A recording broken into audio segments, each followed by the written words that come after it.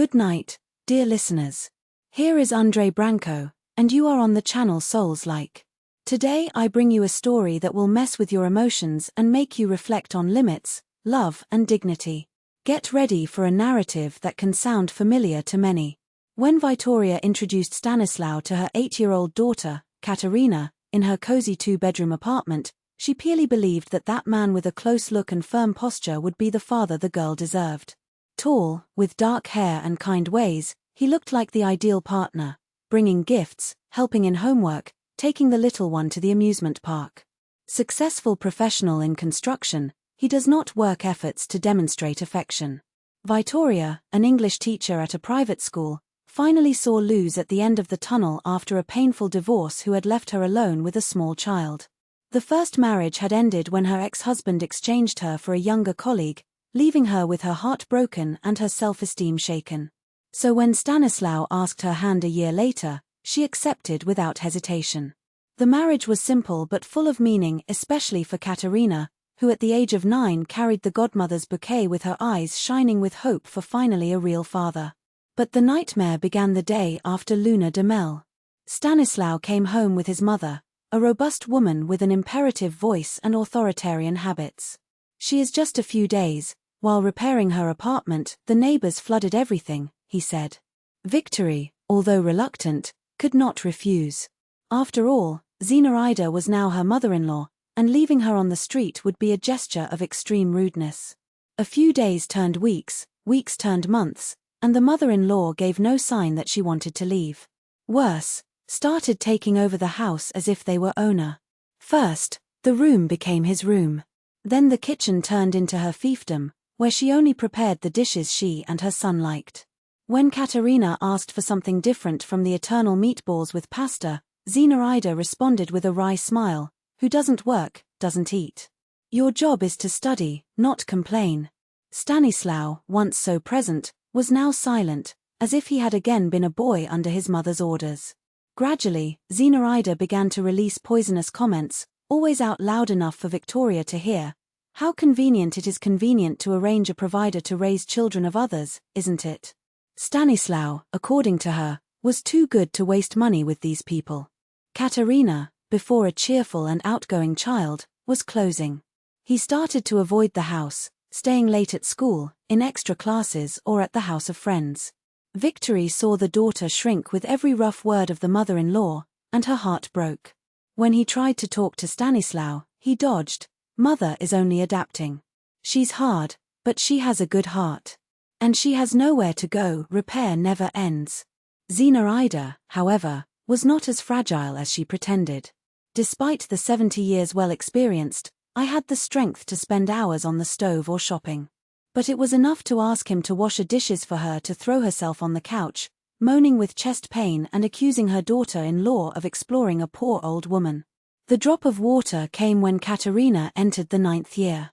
Vittoria realized, horrified, that 5 years of coexistence had turned his life into a hell. The home that was his refuge with his daughter now belonged to Zenaida. Stanislaw gave her mother the whole salary, who gave her crumbs to Victory, lucking her to have her own job, or they would be hungry. That night Victoria came later than usual, after private lessons. He opened the door carefully not to wake up his mother-in-law, who used to sleep early but woke up angry if someone bothered her. From the kitchen came muffled voices. Without being noticed, she heard. "What money does she think will send this girl to college? Do you know how much it costs? And if you don't pass the entrance exam? Sibilava Zenaida. But I promised the Victory that I would help with Catherine's studies." Stanislaw's voice trembled. "Enough of sustaining this mare. May she work and keep us, me and you. At 16, you can get a job. In my time, at that age, we were already in the factory. Save your money for my surgery, I need to change my knee." "What surgery, mother? You never said anything. I didn't want to worry you while this one and the little girl sucked on her economies. But now I can't take it anymore. I'm on the edge." Victoria felt the fury take over her chest. Pushed the door tightly. Zenaida choked on tea, and Stanislaw lowered her eyes, guilty. "So I'm a mare?" Victory stared at the mother-in-law. "And my daughter, who you vowed to love, Stanislaw, should leave school to play too? Is this what you planned for us? Victory, you understand everything wrong, he stammered. No, I got it right. In 5 years, I learned a lot. But I kept waiting for you to remember the promises, from the oath to protect us. She turned to Zenaida, who cheered her face in disdain. Your son is already too much for us, isn't we? We lived at his expense in my house. Zenaida blushed. Stanislaw paled. Mother, you said you sold the apartment to help me with the business. Of course I sold it. And I gave you all the money. Zenaida has played, getting up. And this ungrateful now wants to put us out. Victoria gave a bitter laugh. Stanislaw, have you ever had a business? You've always been employed, and your mother knows that. She looked at both of them firm. This house is mine, bought before the wedding. And you know one thing. Arrives. Tomorrow I come in with divorce, and you are 20-4 hours to tidy up your things. Release my space. You can't do this to me, shouted Zenaida Afanasievna, the trembling voice of indignation. Stanislaw, say something to her. But Stanislaw remained silent, his eyes spiked on the floor, as if each word were an unbearable weight. It was then that Katia appeared at the kitchen door. His eyes were swollen, the damp cheeks. I heard everything, he whispered, his voice broken but firm. And I recorded this conversation on my cell phone. By precaution. Zinaida's face paled. How do you dare, girl? She advanced toward her granddaughter, her fingers shrill like claws. Vittoria interced between the two with a quick movement. I do not recommend, said, the cold tone as steel. If you touch my daughter a finger, I call the police on time. And believe me, this recording will be an excellent proof of psychological abuse. It was only then that Stanislaw left the Tord. Vika, let's talk calmly. My mother exaggerated, she didn't mean that. No, Stanislaw. She wanted just that. Victoria stared at him with a mixture of pity and disdain. And it's not the first time. Only today, for the first time, I heard with my own ears. She crossed her arms, the uncompromising posture. Decide now, you go out tomorrow for good, or I filed a dump action.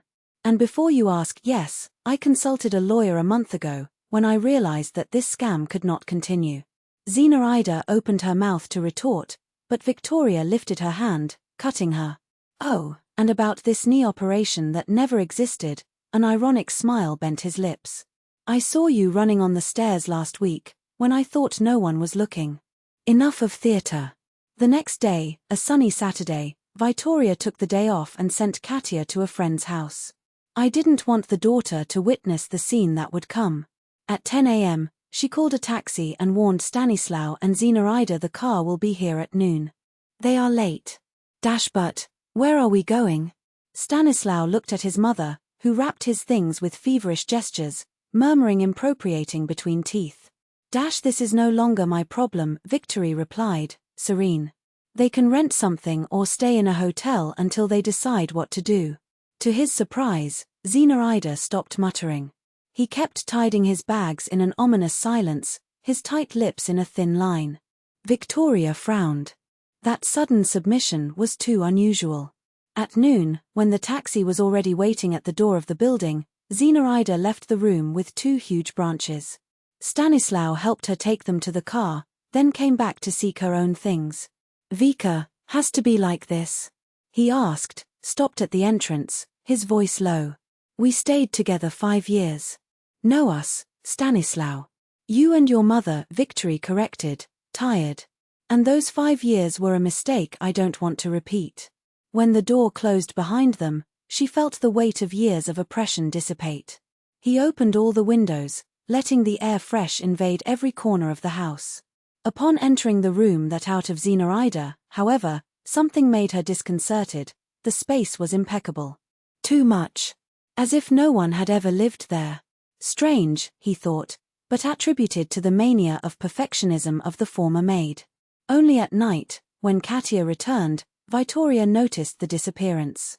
The golden earrings inherited from the grandmother. The currant with the emerald pendant. The diamond ring of the first marriage, which he kept to give his daughter. Even the collection of silver coins, accumulated over the years, had disappeared. That's why she came out so quiet, Victoria murmured, her hands shaking with anger contained. Katia hugged her by the shoulders. Mom, let's go to the police. It has the recording, has the tests. Victory shook his head. No, daughter. Let her drown with it. But it's your things. Your memories. Memories don't steal, Katia. And what she took is not worth the price of reopening this door. She took a deep breath. The important thing is that we are free. That night they rearranged the room, threw away the sheets Zenaida had used and asked for an extra-grade pizza from Pepperoni.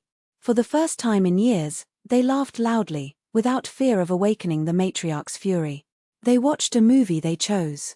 Existed without masks. A week later, Victoria received the notification. Stanislaw had filed a divorce request, citing irreconcilable differences. She signed the papers without hesitation. A month later, the marriage was officially dissolved. In the funeral of Zenaida, Stanislaw seemed to have aged a decade in a few months.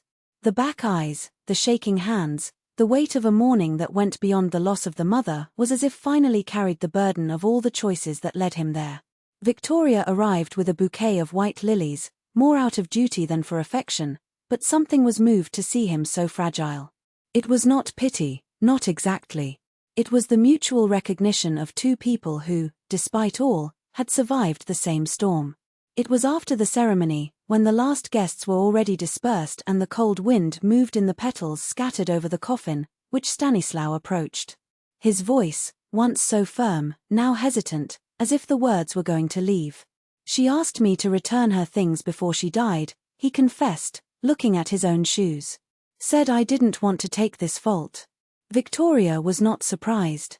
He knew that game of Zenaida well. Even in the deathbed, she dictated the rules, manipulating guilt as her last coin of exchange. But this time, there was no anger. Just a deep tiredness, as if the cycle finally closed. I received, he said dryly. Thanks.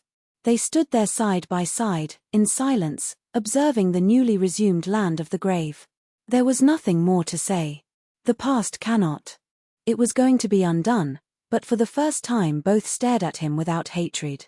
Perhaps this was the most cruel and more valuable legacy that Zenaida had left them, the understanding that some battles were not worthwhile, and that freedom, when finally arrived, did not come with fanfares, but with the quiet relief of those who can finally breathe.